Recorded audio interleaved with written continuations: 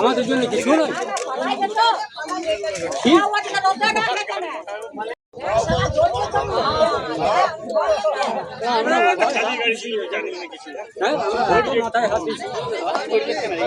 আমাদের জন্য কিছু নয়।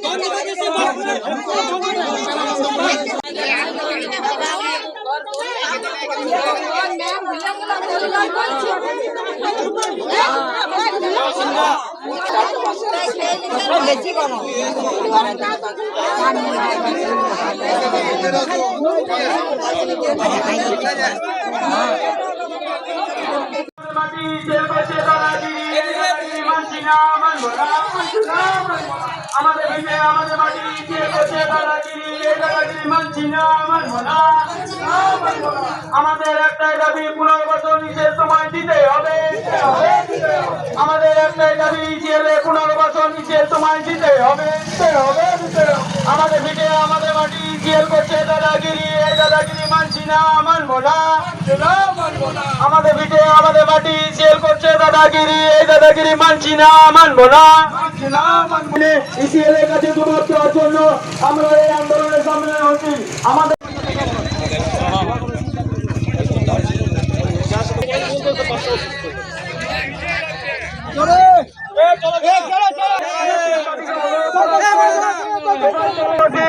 ম্যানেজমেন্টকে অনুরোধ করা হচ্ছে যেন কোনো রকম কাজ না শুরু করে।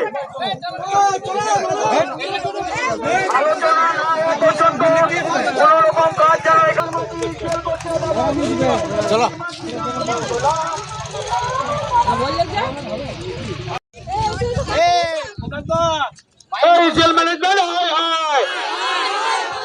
তুমি জবাব দাও। পুনর্বাসনের ব্যবস্থা কি করলে জেল তোমায় জবাব তোমায় দিতে হবে।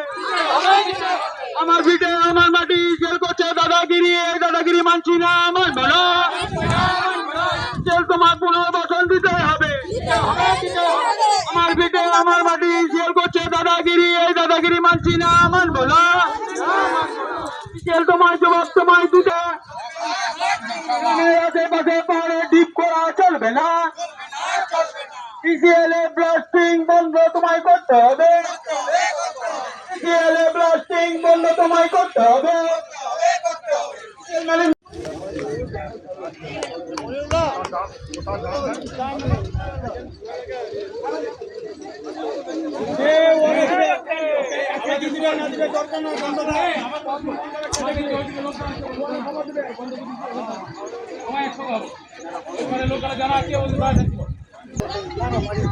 সাবধান করে দিয়ে হয়েছে দালালি ব্যবসাটা ছাড়ো, তাহলে এরপর আরো বড় কিছু হয়ে যাবে।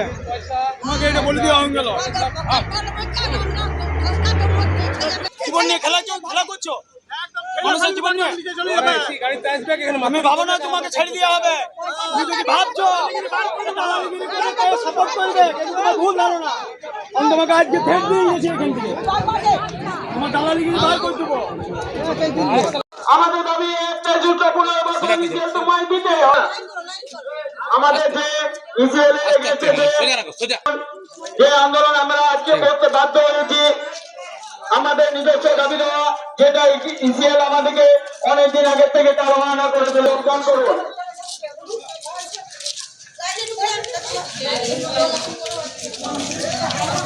আমাদের দাবি পুনর্বাসন সময় দিতে হবে। আমাদের দাবি সুস্থ পুনর্বাসন সময় দিতে হবে। আমাদের বিজে আমাদের মাটি জেল করবে দাদাগিরি এই দাদাগিরি মানছি না মানব না। আমাদের পিঠে আমাদের মাটি জেল করবে দাদাগিরি, এই দাদাগিরি মানছি না, মানবো না, দাদাগিরি মানছি না, মানবো না। আমাদের একটাই সুস্থ দাবি, পুনর্বাসন ইসিএল তোমায় দিতে হবে। ইসিএল এর পুনর্বাসনের দাবিতে ইসিএল এর যে বাধ্যবাধকতা সেটা পূরণ এইখানে তারা না হাতে নিলে সব হাতে নিলে হাতে নিয়ে একটা নিলাম, তারপর একটা মাইস এলো, একটা ওইখানে এলো, তারপরে ছবি লেখা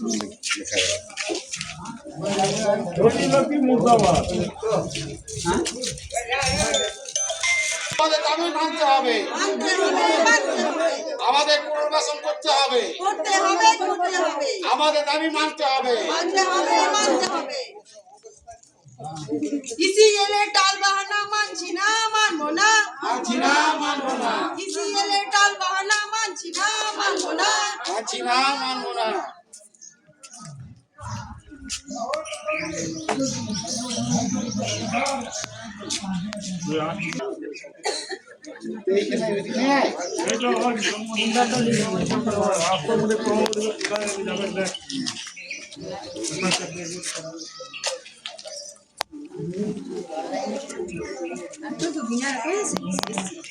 গাইস এসে বলে অনেক টাইম হয়ে গেছে, চলো ওইখান থেকে আসো করে ঘুরে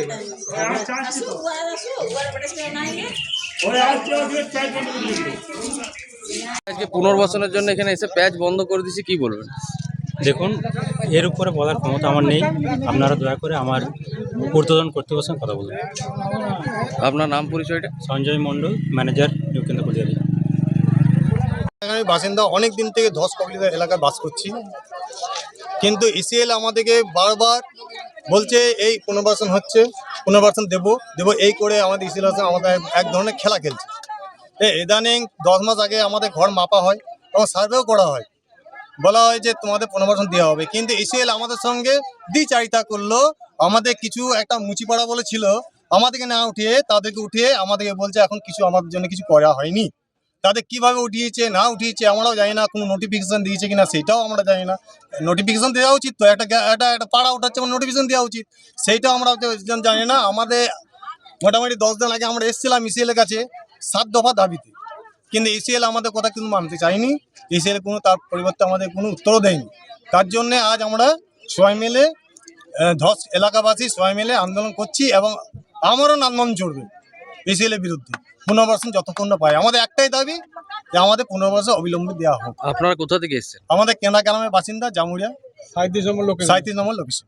এই লোকেশনকে ইসিএল কর্তৃপক্ষ বলেছে যে তোমরা ধস কবলিত এলাকা বলে চিহ্নিত করা হয়ে গেছে। এর আগে অনেক দিন আগে, অনেক বছর আগে ইসিএল কর্তৃপক্ষ থেকে আমাদেরকে এডিডি কার্ড দেওয়া হয়েছিল। তারা বলেছিল, ইসিএল বলেছিল যে আমরা তোমাদের সবাইকে উঠিয়ে দেবো, কিন্তু এখনো পর্যন্ত আমরা উঠাইনি, একটা আশ্বাসনও দেয়নি যে তোমাদেরকে উঠাবো। ইসিএল কি করেছে আমাদের জন্য? নাম পরিচয়? আমার নাম দেবাকর দত্ত, আমি 37 লোকেশনের একজন স্থায়ী বাসিন্দা। কেনা 37 নম্বর লোকেশনের 144 ঘরের একটা বাসিন্দা। আমরা দীর্ঘদিন ধরে একটা বিশাল অসুবিধার মধ্যে পড়েছি। ম্যানেজমেন্টকে আমরা বারবার জানিয়েছি।